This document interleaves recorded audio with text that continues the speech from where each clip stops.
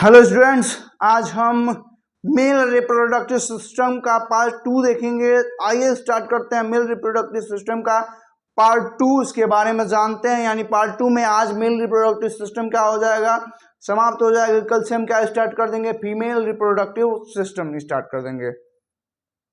आइए स्टार्ट करते हैं। हम अधिव रिसर्च से स्टार्ट करते हैं, यानी इपिडिडाइमिस से।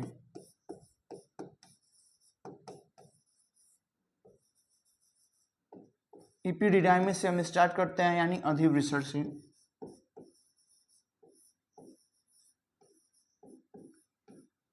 तो आइए अधिव रिसर्च का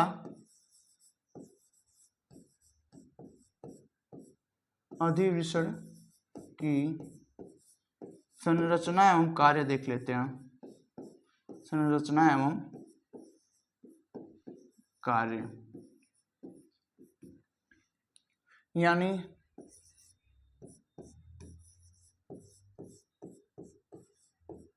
structure and function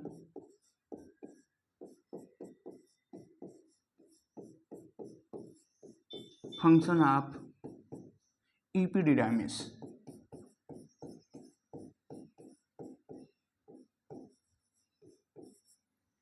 structure and function of epididymis के बारे में जानते हैं, तो आइए स्टार्ट करते हैं आगे से।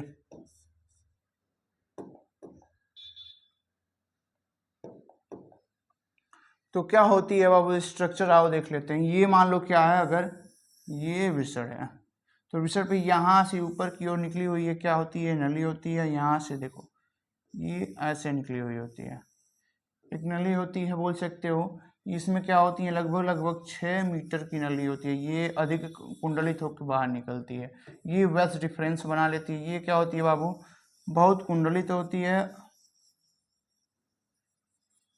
और अत्यधिक कुंडलित होकर के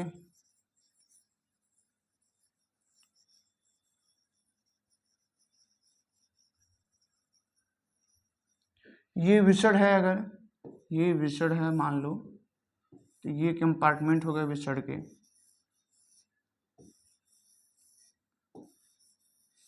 तो ये वाला पार्ट जो आपको दिख रहा है, ये वाला पार्ट, ये क्या है बाबू, तो आप बोल सकते हो ये क्या है, इपिडिडाइमिस है।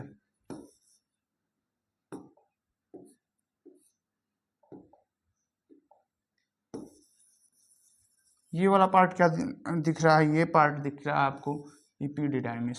ये यहाँ से सक्रिय होकर पतली सी एक नली निकलती है, जिसको हम वेस्ट डिफरेंस कहते हैं।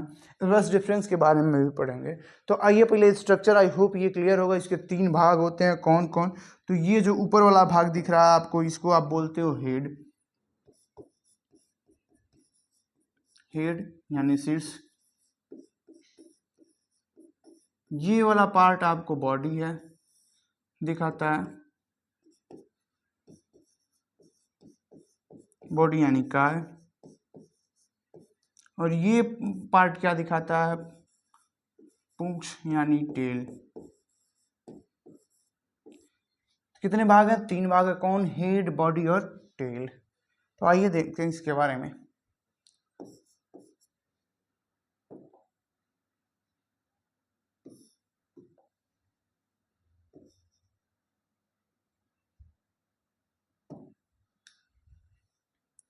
तो अधिविसर्ण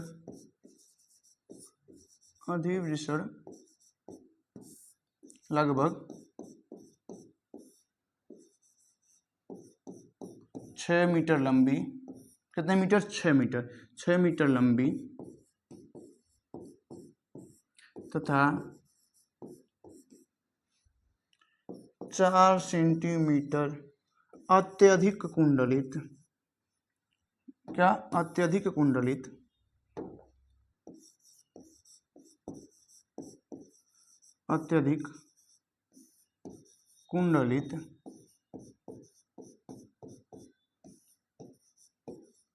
नलिका होती है,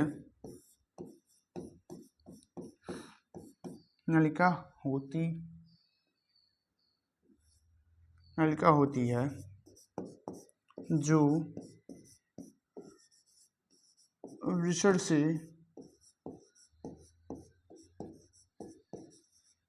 निकलती है तथा निकलती है तथा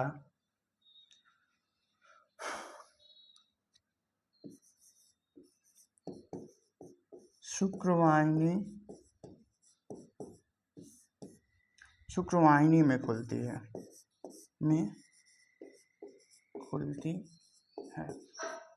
कितनी मीटर लंबी है बाबू? 6 मीटर। चौड़ाई बोल सकते हो अत्यधिक कुंडलित, यहाँ आप बोल सकते हो कि 4 मीटर, 4 सेंटीमीटर। अत्यधिक कुंडलित 4 सेंटीमीटर लंबी चौड़ी नलिका होती है। यहाँ आप पुट कर सकते हो इसे। 4 सेंटीमीटर चौड़ी नलिका होती है जो विसर्ज से निकलती है तथा शुक्रवाहिनी में खुलती है। इसके निम्न 3 भाग होते हैं। इसके निम्न 3 भाग होते हैं। इसके निम्न 3 भाग होते हैं। कौन कौन? तो आप हाई होप लिखे हो। कौन कौन 3 भाग हैं? Head, first one is head यानी शीर्ष। सेकेंड वन इज काय यानी body. And third one is tell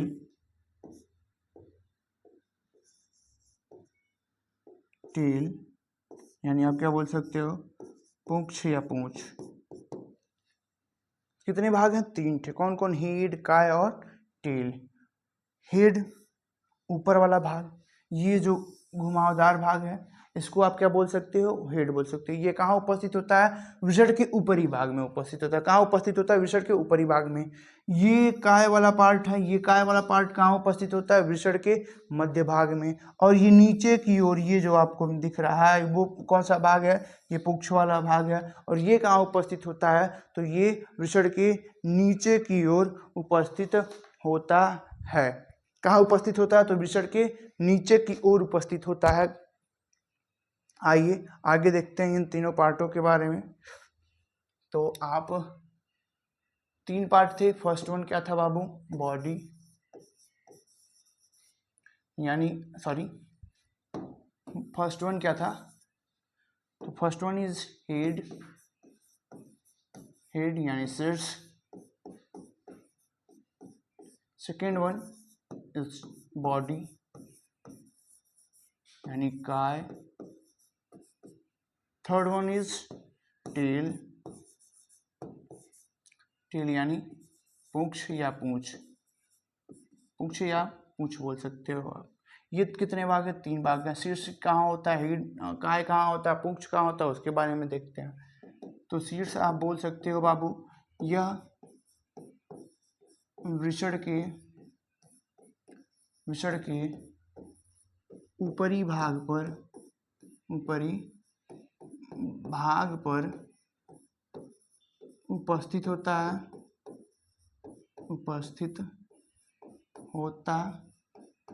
है या आप उपस्थित की जगह क्या लिख सकते हो? स्थित होता है। सेकेंड वन इज क्या है बाबू? काय। यह विषण के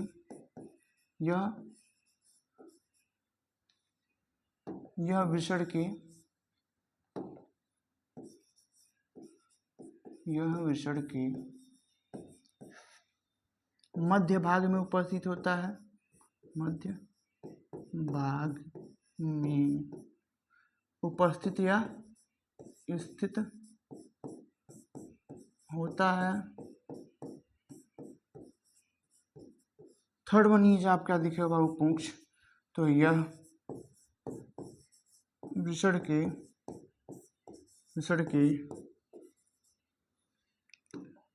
के निचले भाग में उपस्थित होता। कहाँ होता है? निचले भाग में उपस्थित होता है या स्थित होता है।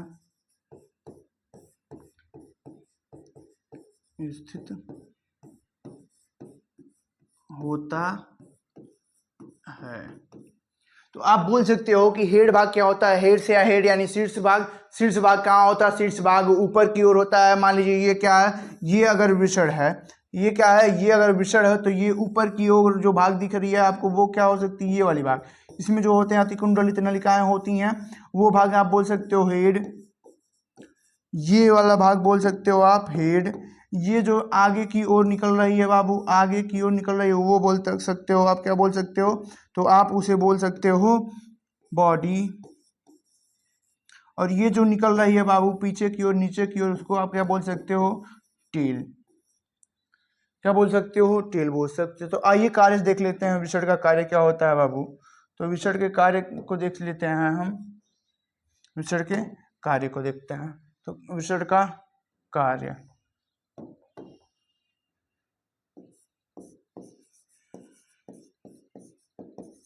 Function of epididymis.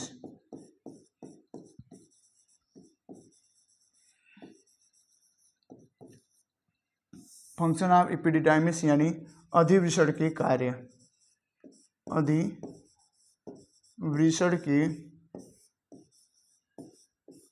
के कार्य। तो अधिवृषण के कार्य क्या क्या होते हैं उसके बारे में जान लेते हैं हम। तो अधिवृषण का कार्य क्या होता है बाबू, अधिवृषण का एक ही कार्य है, ये क्या करता है बाबू, यह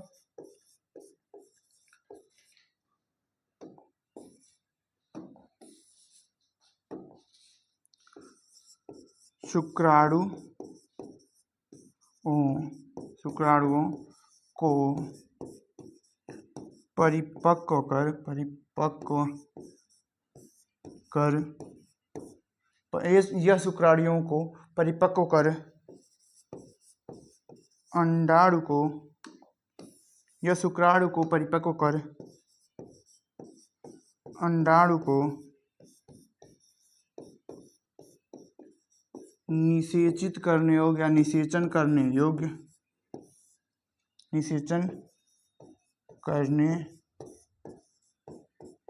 योग्य बनाता है। यहाँ पर लगभग एक माह यानी एक महीने तक शुक्राणु एक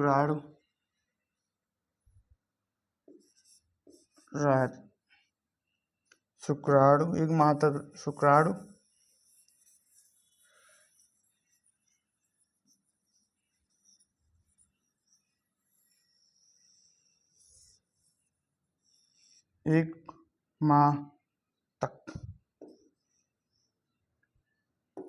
एक माह तक शुक्राणु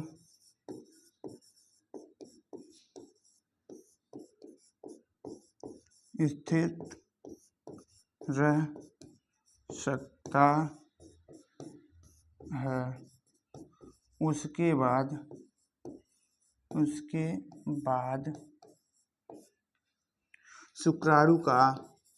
उसके बाद शुक्राणु का विखंडन होने लगता है।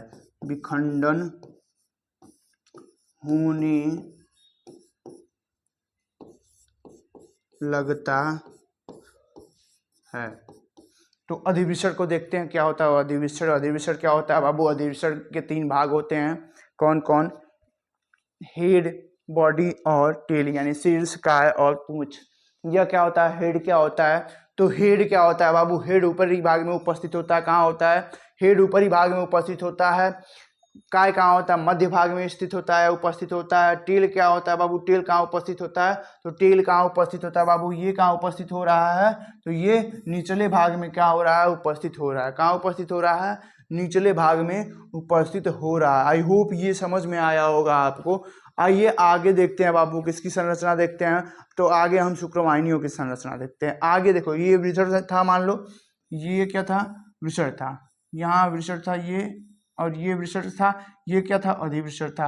अधिवृषण आगे की ओर निकल रहा है, यहाँ से जो अधिवृषण निकल रहा है पूंछ वाला भाग, ये किस में परिवर्तित हो जाता है, ये कम कुंडलित हो जाता है और किस में परिवर्तित हो जाता है, शुक्रवाहिनियों में परिवर्तित हो जाता है। किस में परिवर्तित हो जाता है, शुक्रवाहिनियों में परिवर्तित हो जाता है।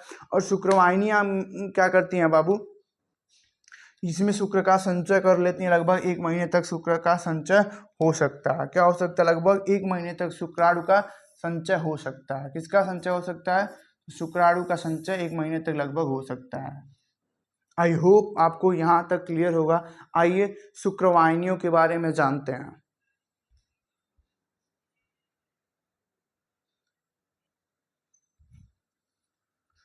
आइए शुक्रवाहिनियों के बारे में पढ़ते हैं, शुक्रवाहिनियों के बारे में जानते हैं। तो क्या होती है बाबू शुक्रवाहिनियाँ, क्या होती हैं, शुक्रवाहिनी के बारे में हम क्या करते हैं, जानते हैं।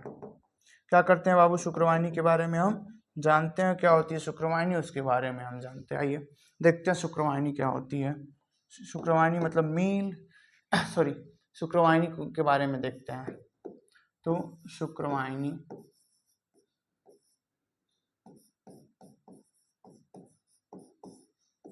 की संरचना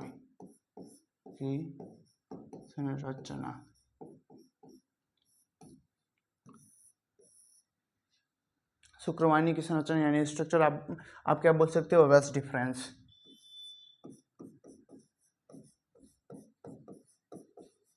स्ट्रक्चर ऑफ वेस डिफरेंस,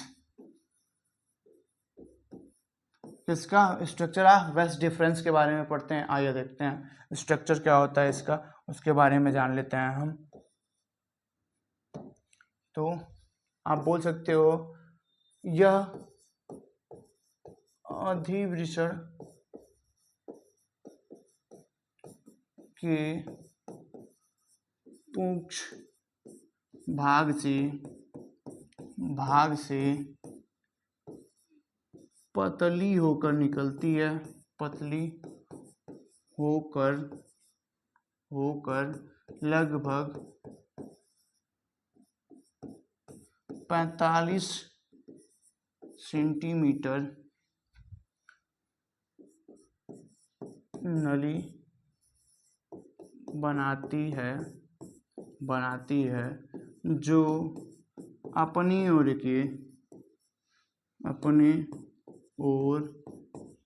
के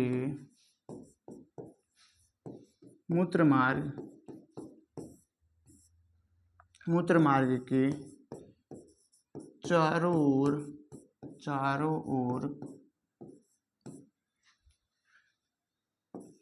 फंदा लगाते हुए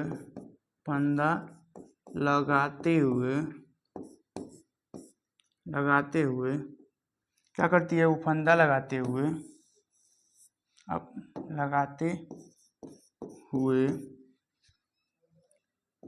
अपनी ओर की शुक्राशय के, किसके, शुक्राशय के, अपनी ओर की शुक्राशय के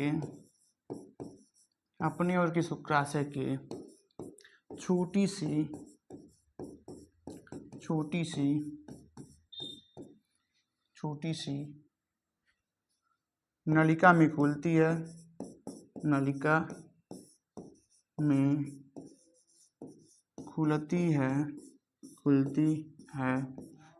जिसे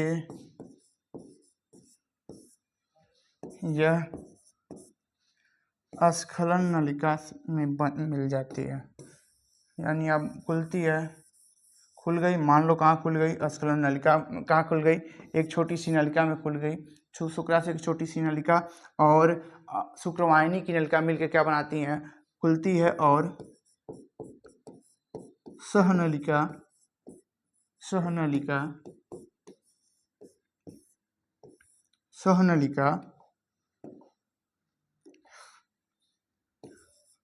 स्खलन नलिका का निर्माण करती है। किसका निर्माण करती है बाबू, तो स्खलन नलिका का निर्माण करती है। किसका करती है निर्माण, तो स्खलन नलिका का निर्माण करती है। अस्खलन नलिका का निर्माण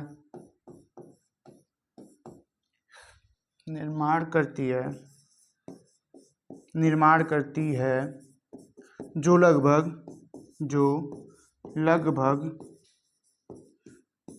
2 सेंटीमीटर लंबी होती है। कितना लंबी होती है? 2 सेंटीमीटर लंबी होती है। यह अस्खलन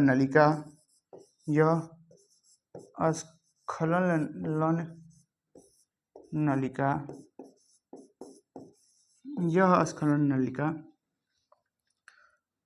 सीधे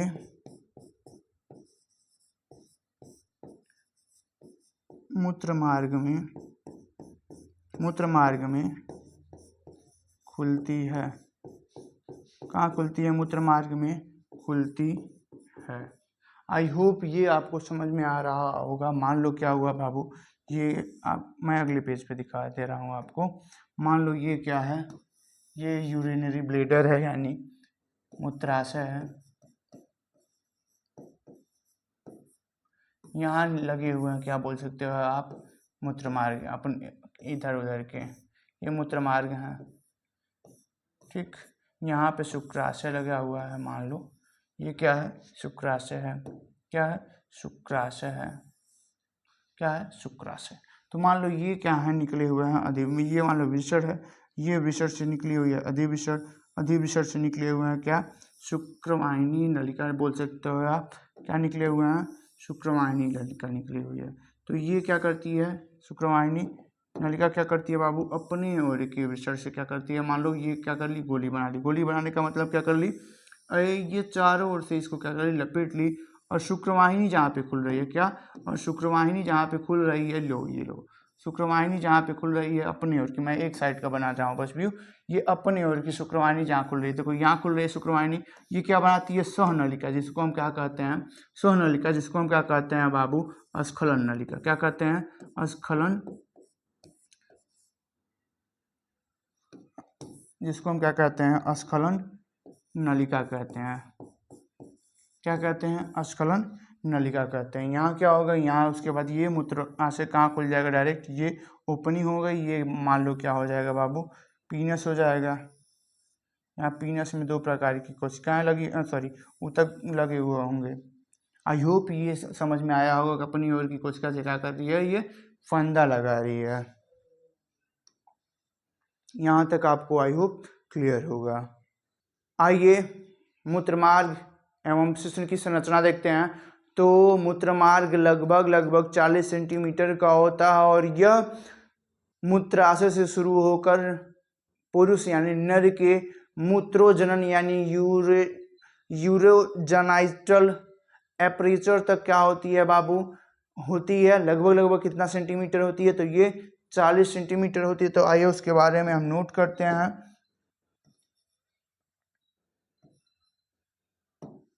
तो यह लगभग 40 सेंटीमीटर लंबी नली होती है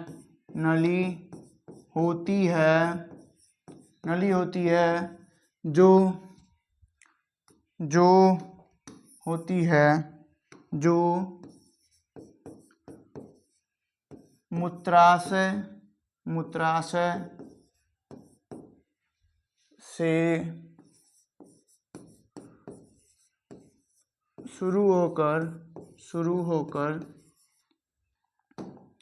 मूत्राशय से शुरू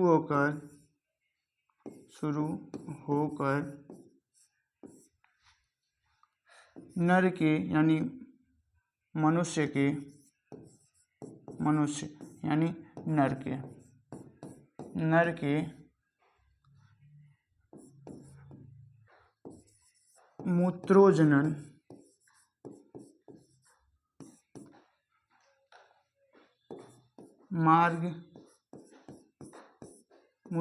मार्ग में खुलती है। कहाँ खुलती है? मूत्रोजनन मार्ग में खुलती है। कितना सेंटीमीटर होती है? तो 40 सेंटीमीटर होती है। इसके 3 भाग होते हैं। इसके कितने भाग होते हैं? इसके 3 भाग होते हैं। कितने भाग हैं बाबू? तो इसके 3 भाग होते हैं। भाग होते हैं। कितने भाग होते हैं? तो 3 भाग होते हैं। कौन कौन? तो पहला आप बोल सकते हो बाबू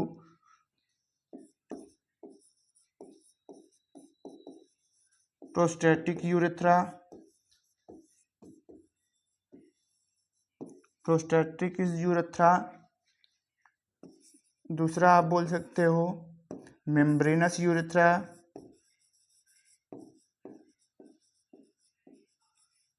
membranes urethra. Urethra. Third one आप क्या बोल सकते हो बाबू? तीसरा बोल सकते हो आप स्पॉन्जी यूरेथ्रा। Spongy urethra. ये क्या होता है? ये लगभग 2 से 3 सेंटीमीटर का होता है। 2 से 3 सेंटीमीटर लंबा होता है। ये क्या होता है? 1 सेंटीमीटर लंबा होता है। 1 सेंटीमीटर लंबा होता है। और ये क्या होता है बाबू? 16 से 17 सेंटीमीटर। 16 से 17 सेंटीमीटर क्या होता है? लंबा होता है। क्या होता है? 16 से 17 सेंटीमीटर लंबा होता है। यानी मूत्रमार्ग को आप समझ लिए होंगे, यूरेथ्रा को आप समझ लिए होंगे क्या होता है मूत्रमार्ग। आई होप मूत्रमार्ग आपको समझ में होगा। आइए शिश्न की संरचना को जानते हैं। क्या जानते हैं हम? तो हम शिश्न की संरचना के बारे में जानते हैं। शिश्न क्या होता है उसके बारे में जानते हैं।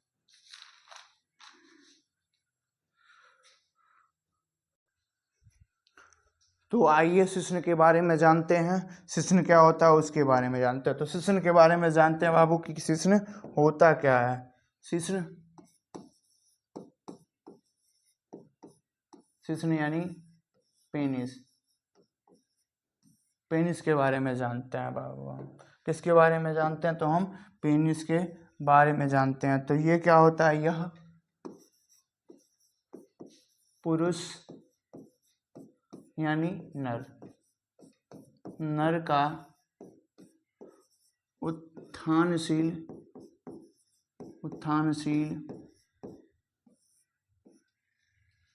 मैथुनांग है। क्या है? उत्थानशील मैथुनांग है। मैथुनांग है जो मैथुनांग है जो 3 भागों में बटा होता है। कितने भागों में बटा होता है? 3 भागों में बटा होता है। कौन से 3 भाग होते हैं बाबू? तो पहला आप बोल सकते हो रूट। दूसरा आप बोल सकते हो body of penis. Third one आप क्या बोल सकते हो बाबू? Glans penis. ग्लांस पेनिस के क्या होता है? फर्स्ट होता है क्या होता है? फर्स्ट होता है रूट। सेकंड में आते हैं तो सेकंड होता है बाबू बॉडी ऑफ पेनिस। थर्ड में आते हो तो थर्ड क्या होता है बाबू? थर्ड होता है ग्लांस पेनिस होता है। ये क्या बाबू? मैथुनांग जो किससे 3 भागों में विभक्त होता है और त्वचा से ढका ढका स्पॉन्जी और ऑर्गन यानी स्पॉन्जी अंग है। कौन कौन है? रूट बोल सकते हो, बॉडी ऑफ पेनिस बोल सकते हो और ग्लांस पेनिस बोल सकते हो। रूट को हम क्या बोलते हैं बाबू? तो रूट को हम बोलते हैं शिश्नकाय। क्या बोलते हैं उसको? तो हम बोलते हैं बाबू, आप बोल सकते हो शिश्नमूल। क्या बोल सकते हो? शिश्नमूल बोल सकते हो। इसको हम क्या बोल सकते हैं हिंदी में? शिश्नमूल बोल सकते हैं। क्या बोल सकते हैं? शिश्नमूल। इसको शिश्नकाय शिश्नकाय, और इसको क्या बोल सकते हो आप, शिश्नमुंड बोल सकते हो। क्या बोल सकते हो, शिश्नमुंड बोल सकते हो। आई होप यहाँ तक क्लियर होगा। आइए आगे देखते हैं बाबू नर की सहायक ग्रंथियों के बारे में। नर सहायक ग्रंथियों के बारे में। सहायक ग्रंथियाँ, सहायक ग्रंथियाँ निम्न 3 प्रकार की होती हैं। 3 प्रकार की होती हैं। कितने प्रकार की होती हैं, निम्न 3 प्रकार की होती हैं। कौन कौन, उसके बारे में आइए जानते हैं। तो फर्स्ट वन आप बोल सकते हो बाबू शुक्राशय। क्या बोल सकते हो, शुक्राशय।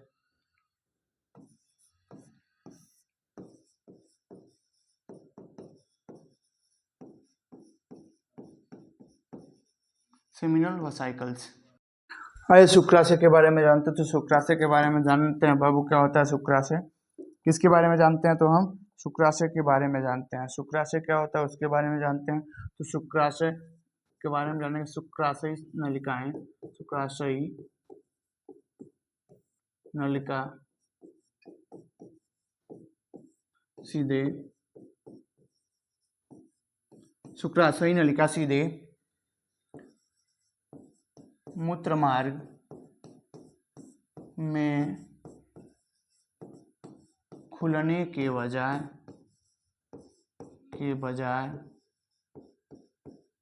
अपनी ओर की खुलने की बजाय अपनी ओर की शुक्राशय की नलिका से की छोटी सी नलिका, छोटी सी नलिका, छोटी सी नलिका स्खलन नलिका बोल सकते हो आप। छोटी सी नलिका में खुलती है,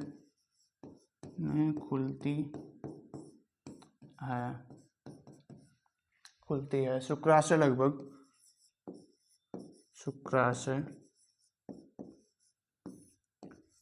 लगभग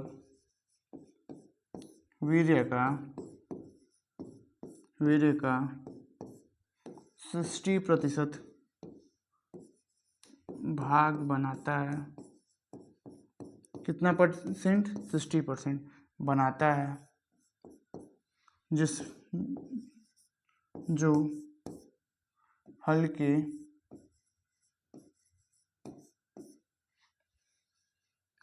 नहीं, जो हल्का क्षारीय होता है, जो हल्का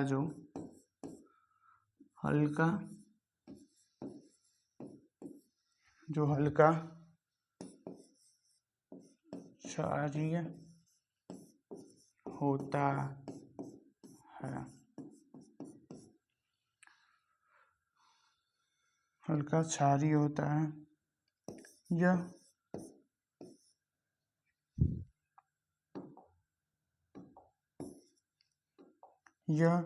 योनि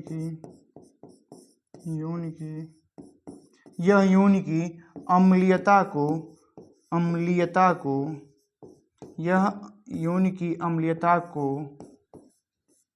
दूर कर यह योनि की अम्लीयता को दूर कर देता है तथा शुक्राशय के द्वारा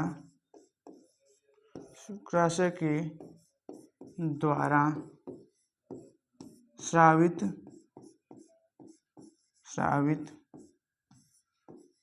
पदार्थ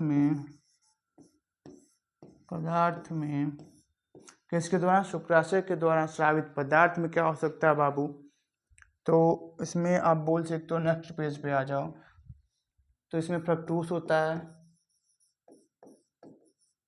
फ्रक्टोज हो सकता है, प्रोस्टाग्लैंडीन हो सकता है,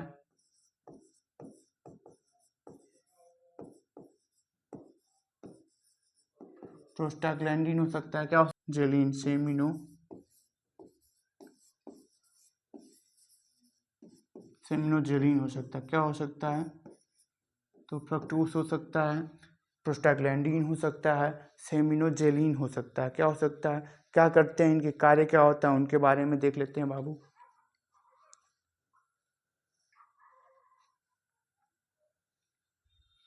तो आइए, ये क्या करता है बाबू, यह शुक्राणु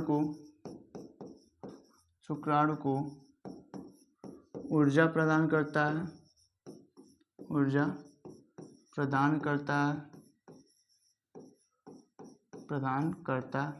है।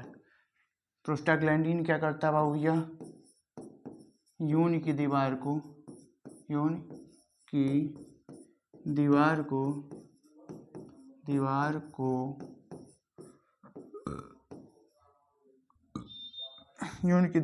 क्रमाकुंचन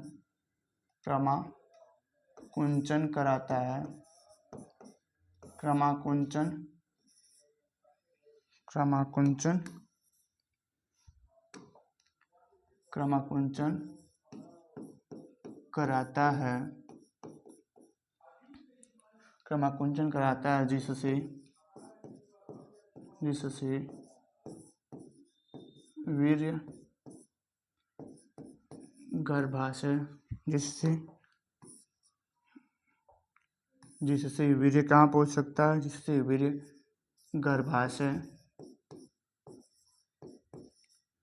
गर्भाशय से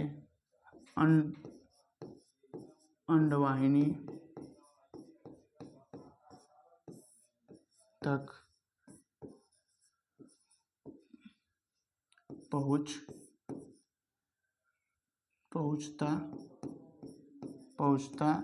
है। यानी ये क्या कर सकता है, वो प्रोस्टाग्लैंडिन क्या करता है, शुक्राणु को सक्रिय कर देता है, क्या कर देता है, सक्रिय कर देता है। बचा ये सेमिनोजेलिन, तो सेमिनोजेलिन क्या करता है बाबू, यह वीर्य का स्कंदन कर देता है, स्कंदन क्या करता है बाबू, स्कंदन करता है, क्या करता है, स्कंदन करता है, जिससे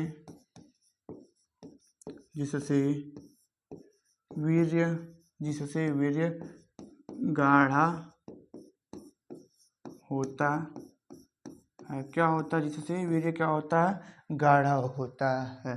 तो आप बाबू क्या क्या उपस्थित होते हैं, तो आप बोलते हो सेमिनल वसाइकल यानी शुक्राशय के द्वारा स्रावित पदार्थ, शुक्राशय के द्वारा स्रावित पदार्थ कैसा होता है, क्षारीय होता है, चिपचिपा होता है, जिनमें क्या उपस्थित हो सकते हैं, फ्रक्टोज, प्रोस्टाग्लैंडिन और सेमिनोजेलिन नामक प्रोटीन उपस्थित होते हैं। तो प्रोस्टाग्लैंडिन क्या करता है बाबू, यह क्या करता है, यौन को क्रमाकुंचन करवाता है, संकुचन करवाता है, जिससे क्या होता है, संकुचन करवाता है या क्रमाकुंचन करवाता है, जिससे क्या होते हैं, जो शुक्राणु होते हैं वो गर्भाशय, और गर्भाशय से कहाँ तक पहुँच सकते हैं बाबू, गर्भाशय में पहुँच गए तो गर्भाशय से अंडाशय तक अंडाशय करें, अंडवाहिनी तक पहुँच सकते हैं।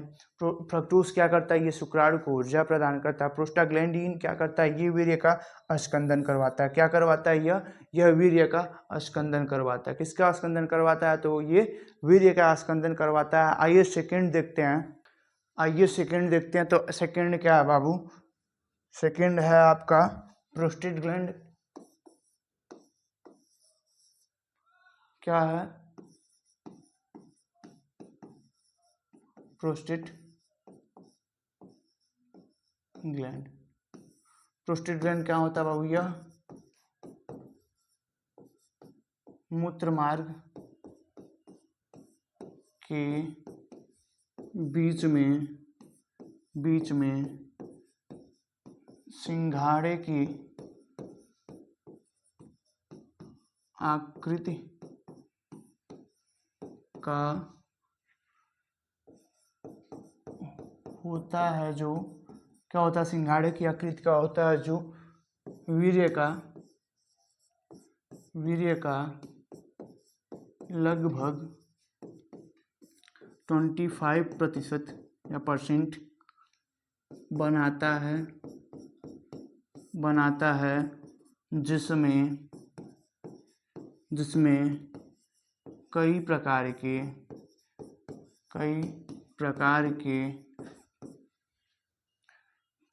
के क्या होते हैं बाबू? तो आप बोल सकते हो जिसमें कई प्रकार के क्या होते हैं बाबू? जिनमें कई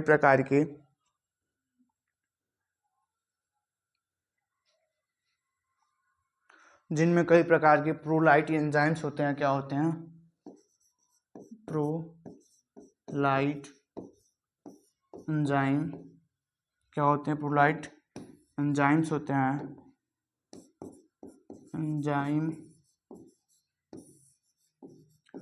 एंजाइम्स होते हैं जो वीर्य के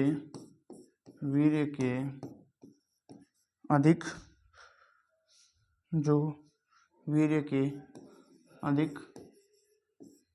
स्कंदन को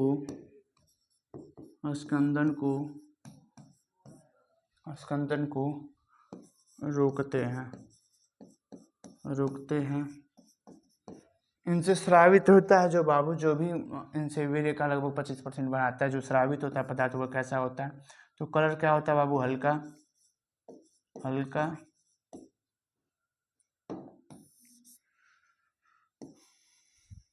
कलर क्या होता है? हल्का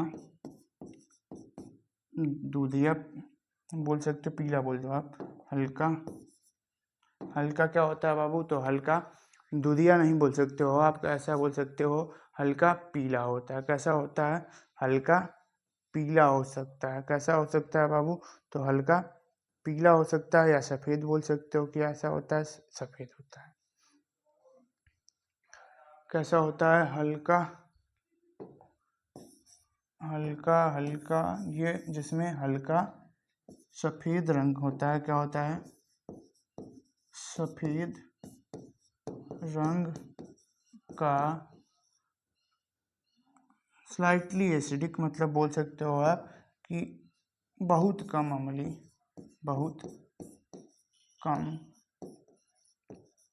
अम्लीय पदार्थ का स्राव करता है। कैसे पदार्थ का स्राव करता है? तो ये हल्के सफ़ेद रंग के पदार्थ का स्राव करता है। कैसे पदार्थ का स्राव करता है? तो हल्के सफ़ेद रंग का, जो क्या होता है? बहुत कम अम्लीय होता है, यानी बहुत कम अम्लीय होता है। आई होप यहाँ तक आपको क्लियर होगा। और तीसरा क्या है बाबू? तो तीसरा है काउपर्स ग्रंथि या बल्बो यूरेथ्रल ग्रंथि। क्या होता है? काउपर्स ग्रंथि या बल्बो यूरेथ्रल ग्रंथि होता है। ये क्या करता है बाबू? तो इसके बारे में आइए जानते हैं। थर्ड वन क्या है बाबू?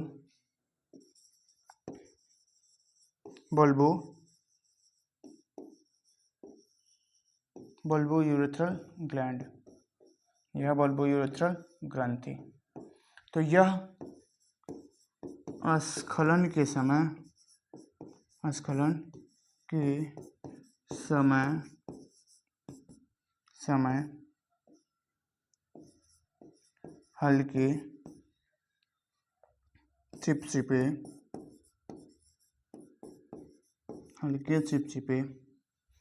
हल्के चिपचिपे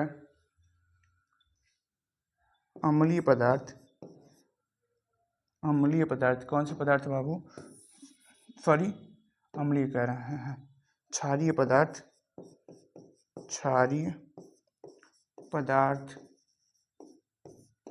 का स्राव करता है। क्या करता है? स्राव करता है। जो स्राव करता है जो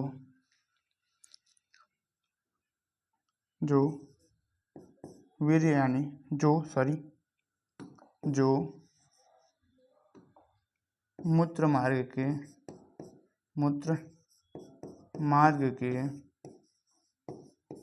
अम्लीयता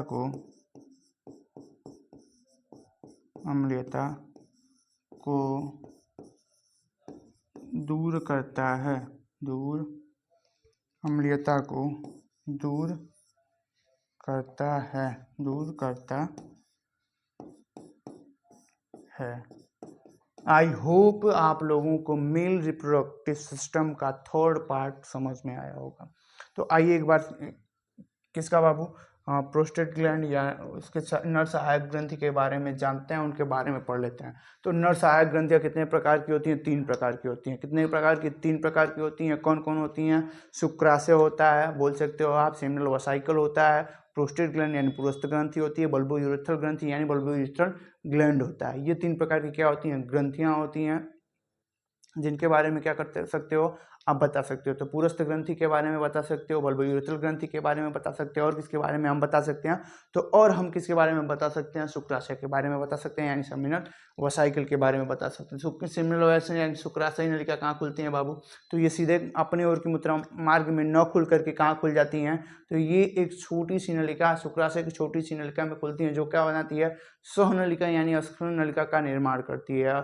ये क्या करते हैं? तो शुक्राशय से अब लगभग 60% क्या होता है? ये वीर्य के भाग को बनाते हैं। इनसे स्रावित जो भी पदार्थ होते हैं उनमें क्या होते हैं बाबू?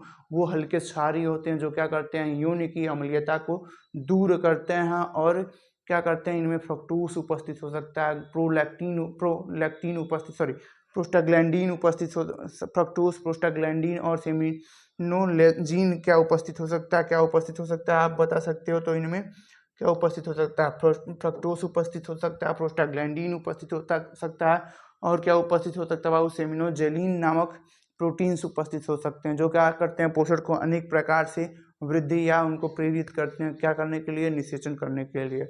आपको ये, आई होप ये कंसेप्ट आपको समझ में आया होगा। Thank you.